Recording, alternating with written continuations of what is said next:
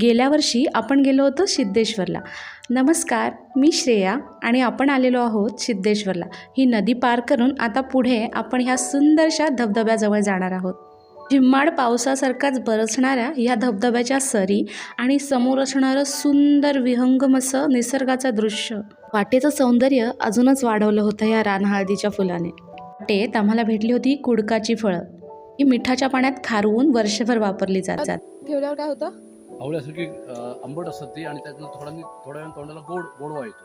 आणि आपली दमछाक झाली असली. आमची आजी ताप आल्यावर तोंडाची चव गेल्यावर ही कुडकं खायला द्यायची.